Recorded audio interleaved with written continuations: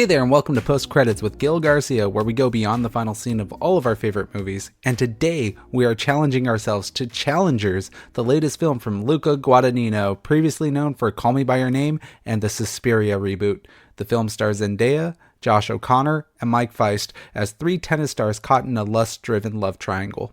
This episode will be the first of what I'm now calling Concessions. What is Concessions, you say? It's going to be an ongoing series within this podcast feed where I will bring you folks a small snack-sized podcast review of films that may have fallen under the radar or have been buried in my backlog. These concession reviews will fall under and between 5 to 10 minutes long, no more than 15 minutes.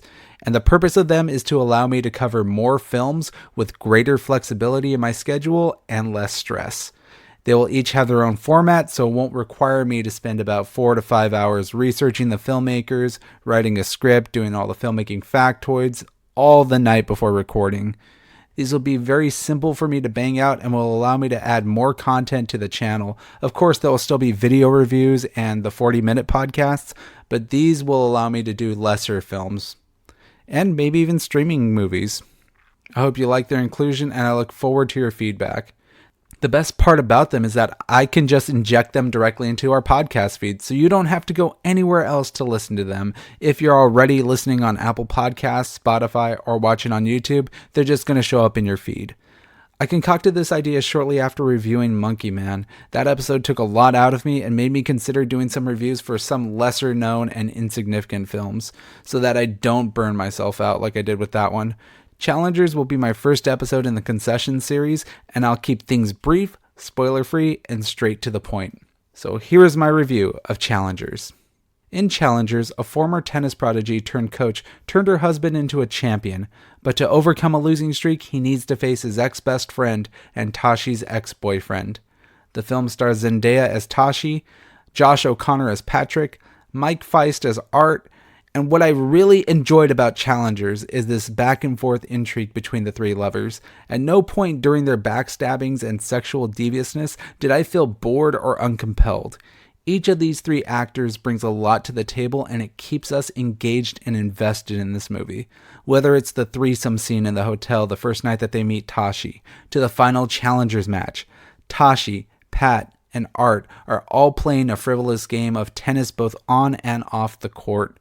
The analogy of the sport is easy to comprehend and it gives us a great visual representation of its themes and messaging, but it also adds a competitive fire to the protagonists. It brings a lot of action to the screen for you to enjoy with your eyes. I use the word protagonist lightly because I don't believe any of these characters are necessarily antagonists. They are sympathetic despite having different career aspirations and sexual desires. They make some questionable decisions throughout the runtime, and you understand why they are making these decisions. Zendaya gives another phenomenal performance, harking back to her role as Rue in Euphoria, and I can confidently say she may have an opportunity to get an Oscar nomination for this movie come Oscar season next year. Mike Faist is a bit of a forgettable but important character in the story.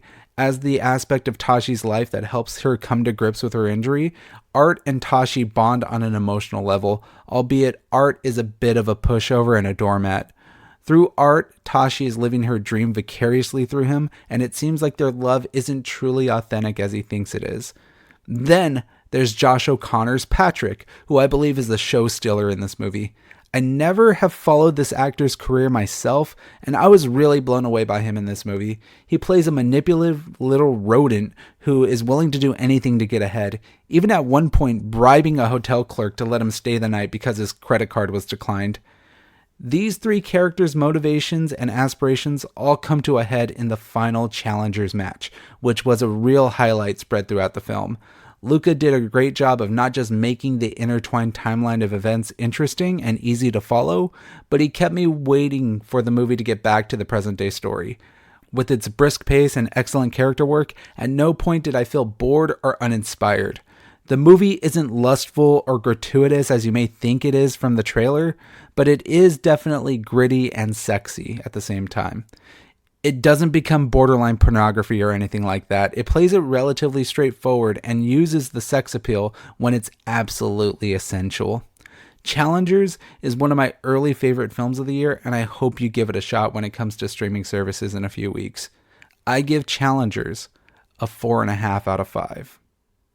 If you've seen the film, what did you think of it? Let me know on social media. You can find me on X and Instagram at PCwithGIL. I will be back with a full podcast episode on Tuesday with Kingdom of the Planet of the Apes. Thank you all for listening. I hope you enjoyed this episode of Concessions, and go catch a movie.